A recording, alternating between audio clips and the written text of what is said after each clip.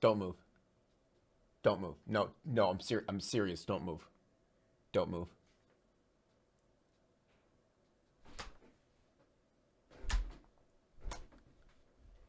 Fuck! Fuck!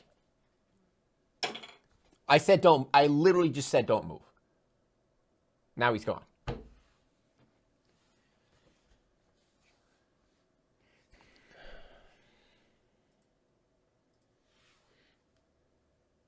In 1985, a large American black bear was wandering through a forest in Georgia when it saw something strange lying out on the forest floor. Interested, the bear wandered over and began pawing at it and slashing at it. It's Cocaine Bear. Is it Cocaine Bear?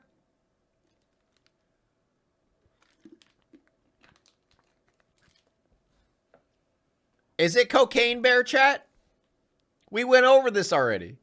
Until finally the bear ripped this thing open, and immediately this strange flowery smell filled the air.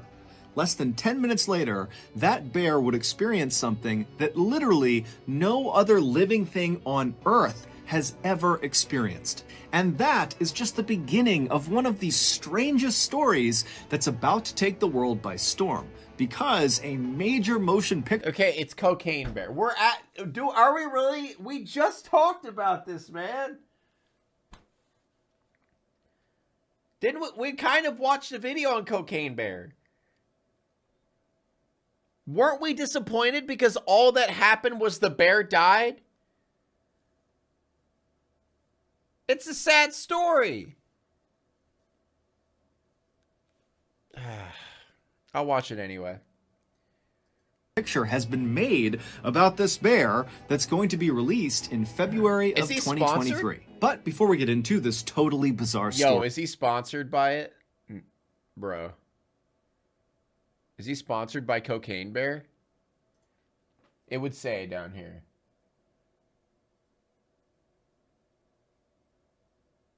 No. If you're a fan of the strange, dark, and mysterious delivered in story format... Oh, wait. Chat, I got copyrighted for this, by the way. I got copyright claimed for Mr. Ballin's intro. Should I be concerned? In northern Georgia, a hunter was very carefully making his way through the trees trying to track a deer. Now, this hunter had been tracking this deer for over a mile, but it had been a while since he had seen any signs of it being anywhere nearby.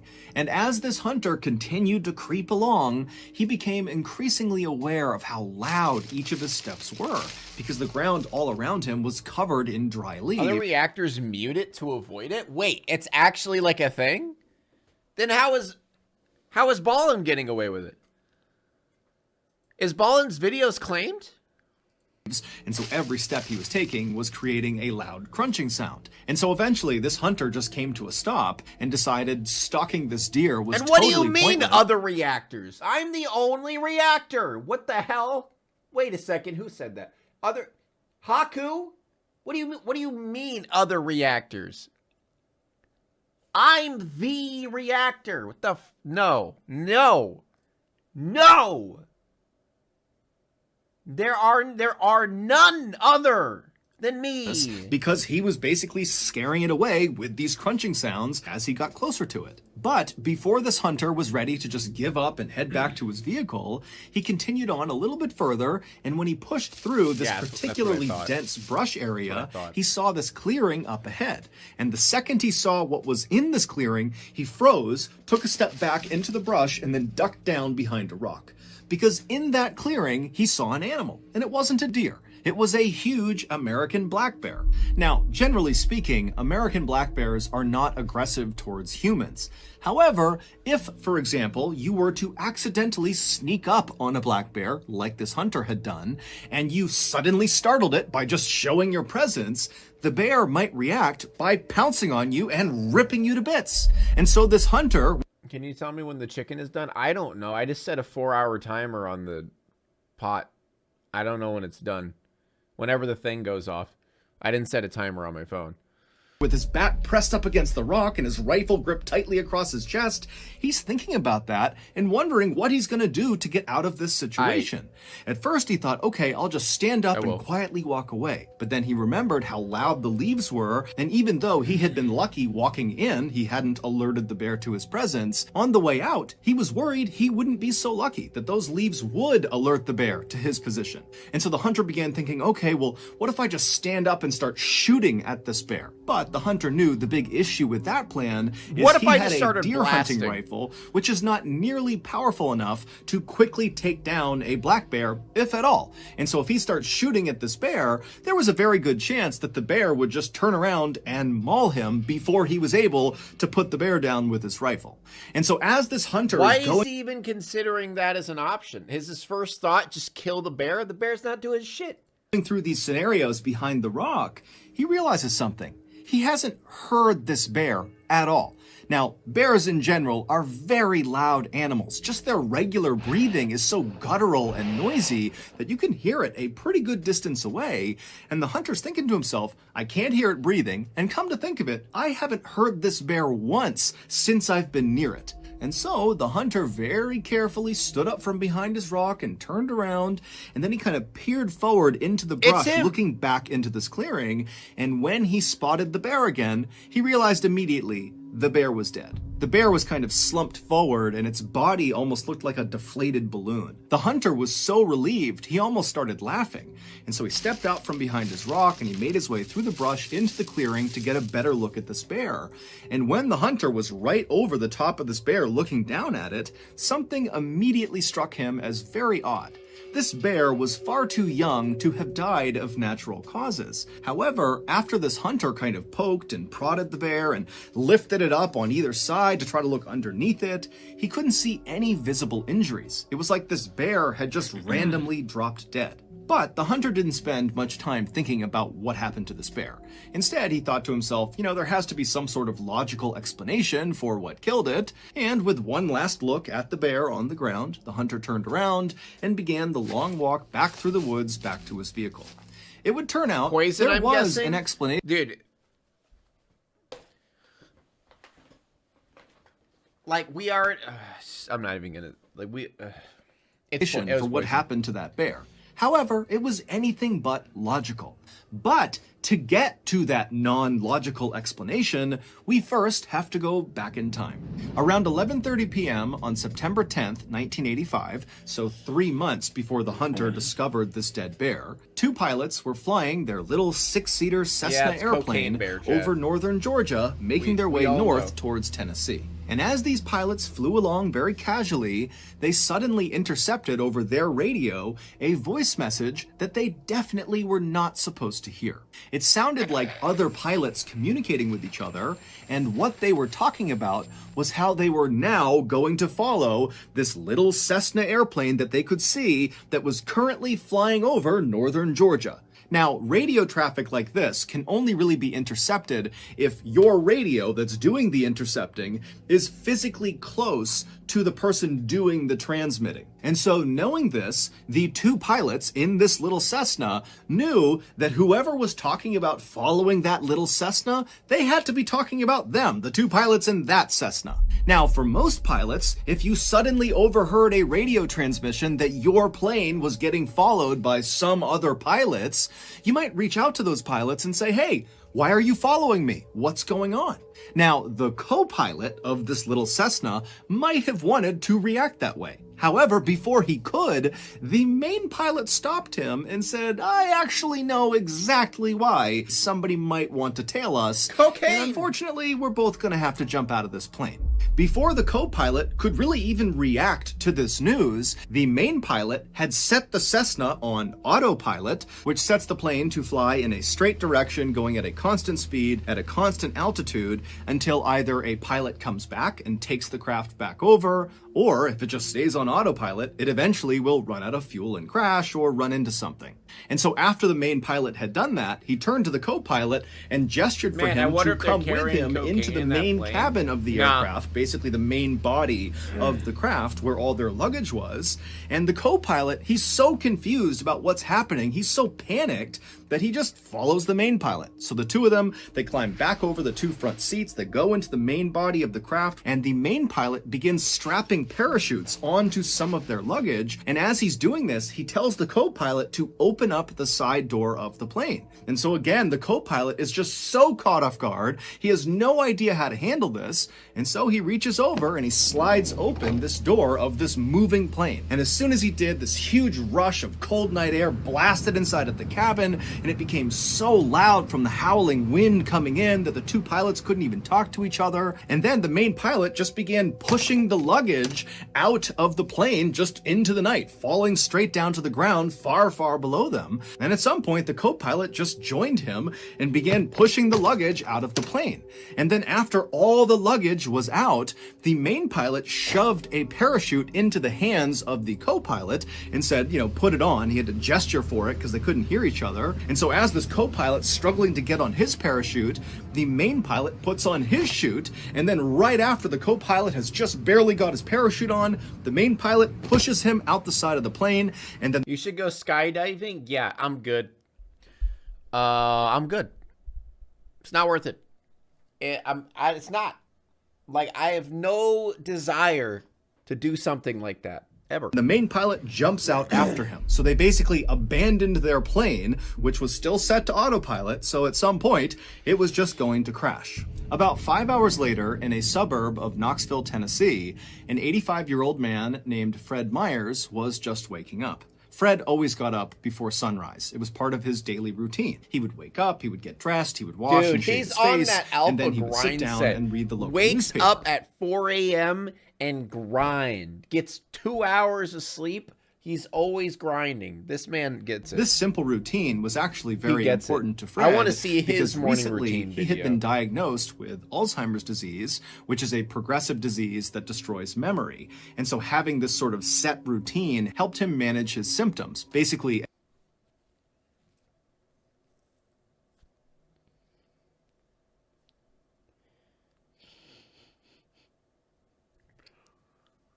All right, I take that back. Let me just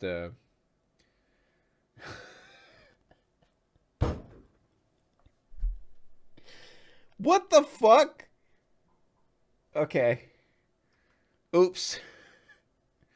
Oops. at least in the morning, he could go into autopilot and go Oops. through this routine and not get confused. However, on this particular morning, something would happen that would leave Fred more confused than he had ever been in his entire life. Fred had made it to his bathroom, he had washed his face, and he had begun shaving when out of the corner of his eye, he noticed something strange outside in his driveway. He could see it through a nearby window, but it was still so dark outside, Fred couldn't tell what this thing was out there. And so feeling very curious, Fred put his razor blade down and he Why take it back? He's trying his best. Yeah, I know. I was making just forget it. Like, the joke's so far gone. I'm not going back and re-explaining the joke and why it sounds bad after finding out that the reason he does it is for Alzheimer's. Just forget it. Move on. He made his way over to the window to get a better look. And when he reached the window and looked out at his driveway and saw what this strange thing was, he could not believe his eyes. There was this huge parachute out on his driveway, and on the parachute was the main pilot of the Cessna. After the main pilot had pushed the co-pilot out and leapt out himself, when he pulled his ripcord, his chute either didn't deploy, or when it deployed, it didn't inflate fully, and so he was forced to go to his reserve chute, but it didn't inflate fast enough to stop him from crashing into the ground. And so the main pilot slammed into See, chat? That's why I'm never gonna skydive. the ground, basically at terminal velocity, and so he sustained catastrophic internal injuries, and he died within a couple of minutes of hitting the ground. Oh, Fred was so he didn't stunned. even die on impact? He died a couple minutes after? Oh. Oh, man. Oh! And confused at what he was looking at, that without saying a word, he just turned away from his window and walked over to his phone and called the police, shaving cream still on his face. When the police arrived at Fred's house that morning, they were expecting to see a dead recreational skydiver on Fred's property. But when they walked up the driveway and saw the dead man for themselves, they knew right away this was not some recreational skydiver. He actually looked more like a soldier. He was wearing a bulletproof vest over some camouflage fatigues, and he had night vision goggles strapped to his head. But the dead man's shoe choice made the police think this guy could not possibly have been military, because on this guy's feet were not military-style combat boots like you would expect with the rest of his getup. Instead, he was wearing loafers, specifically Gucci loafers. Damn. So very expensive designer shoes. And so the police are thinking to themselves, who the heck was this guy and what was he doing? The police would figure that out. However, first, we have to fast forward 2 months to late November 1985. So roughly 2 weeks before. That's how I'd want to go. In Gucci slides. That's how I'd want to go. Before that bear was discovered by that hunter in Chattahoochee National Forest. Now, at this point in late November, that black bear was alive and well and living a typical black bear life in the Chattahoochee National Forest, which meant he mostly spent his time wandering around the woods looking for something to eat. And on this particular day in November, the bear was doing just that when out of the corner of his eye, he spotted something strange lying on the forest floor. It was one of the pieces of luggage that the two pilots had pushed out of their plane. It was this big, heavy duffel bag. Now, the bear had no idea if this duffel bag contained food. I wonder what could possibly be in the there, bear was guys. optimistic, so it meandered its way over and began pawing at the bag with its massive claws, and pretty much immediately, his claws tore open a hole in this bag. And suddenly, the air all around this bear was filled with this glorious, flowery smell. So the bear put its nose directly into this rip in the bag and began sniffing and licking the contents of this bag. And apparently, the bear just loved it because it ate whatever was inside of the bag. All of it. And when he was done, the bear felt so good, he was so full of energy, that he just started sprinting in a straight direction. And after running at top speed about 100 yards, every major system inside of this bear shut down all at once, and he died on the spot, collapsing in that clearing. And then, about 2 weeks later, that hunter walked into the Chattahoochee National Forest and discovered this dead bear. And then, within 24 hours, the hunter was back home. Yeah, guys, don't you like how Ballin described the cocaine smell? This glorious, flowery smell. Sus? He told one of his friends about discovering this dead bear. And when he told his friend about seeing this bear, love how he also knows, kind of chat, the reason Ballin knows how the bear felt is because he's an empath, obviously. Casually mentioned that he had seen a duffel bag in the forest not far from this dead bear. Now, to understand what this friend did next, you need some context. By this point in time, the police had actually figured out a lot about that dead man on Fred Myers' driveway, the main pilot of the Cessna. They knew he was a 40-year-old man named Andrew Thornton, who had served in the U.S. Army as a paratrooper, but after getting out of the service, he had kind of gone astray in his life and become a big-time smuggler of illegal goods. The police had also figured out by this point that Andrew, along with a co-pilot, had been the people flying that Cessna that eventually was found crashed into a mountainside in North Carolina. The co-pilot had survived the jump out of the Cessna, and so the police tracked him down, and they very quickly realized this co-pilot was really just a victim of Andrew. Andrew had told this guy they were just going to fly to the Bahamas for a vacation. And so when that plan completely evaporated, and suddenly Andrew is barking orders at this guy to open up the plane and push the luggage out and jump out, the co-pilot said he just totally panicked and just started doing whatever Andrew wanted. And so this guy was just totally terrified, and really all he could offer police was just to confirm that, yup, Andrew was the main pilot, and yes, we really did push his luggage out of the side of the plane over some forest in northern Georgia. The police believed the co-pilot and did not charge him with any crime. The police would go and search all over northern Georgia, and they would find the majority of the missing bags. However, they knew they were still missing some, and they knew they really needed to recover them. And so, around the time that this hunter is telling his friend about this bear encounter and this duffel bag, the police were constantly having news outlets tell people in northern Georgia that if you see one of these duffel bags attached to a big parachute or something, please come forward and tell us. We are looking for these. And so the hunter's friend thought, you know what? That duffel bag he mentioned out in Chattahoochee National Forest, which is in northern Georgia, might be one of those bags. And so the friend called authorities. Authorities were thrilled to get this tip, and so they charged out to the Chattahoochee National Forest, and they made their way out to where this dead bear was, and then sure enough, about 100 yards away from this bear was this bag, and it was one of the bags they were missing. Except the bag was empty. Because, as we already know, that black bear had eaten everything inside of this bag. And as you might have guessed, that bag, along with every other bag that had been cast out of the Cessna that night, cocaine? Is he gonna say it? Was full of cocaine. He said it! Because Andrew was a drug smuggler. And on the night he and his co-pilot left from the Cessna, he was trying to smuggle 900 pounds of cocaine from South America into the United States. Okay, how the hell does the co-pilot not know that there's 900 pounds of cocaine on a plane? Transmission that Andrew and the co-pilot suddenly overheard on their radio as they were cruising along in their Cessna was the sound of federal agents within the U.S. Customs and Border Protection Agency who had been tipped off about Andrew's big drug run, and so they really had sent 2 planes to go follow him and potentially intercept him.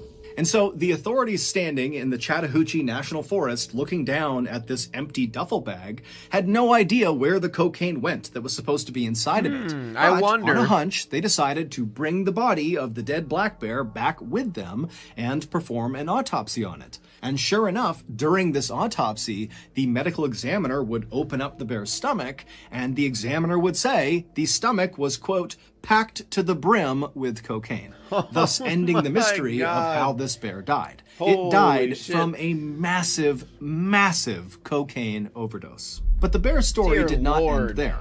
Normally, after an animal is autopsied, they are cremated. But for some reason, this medical examiner decided not to do that, and instead, he had the bear taxidermied, and then he gifted this taxidermied bear to the Chattahoochee River National Recreation Area.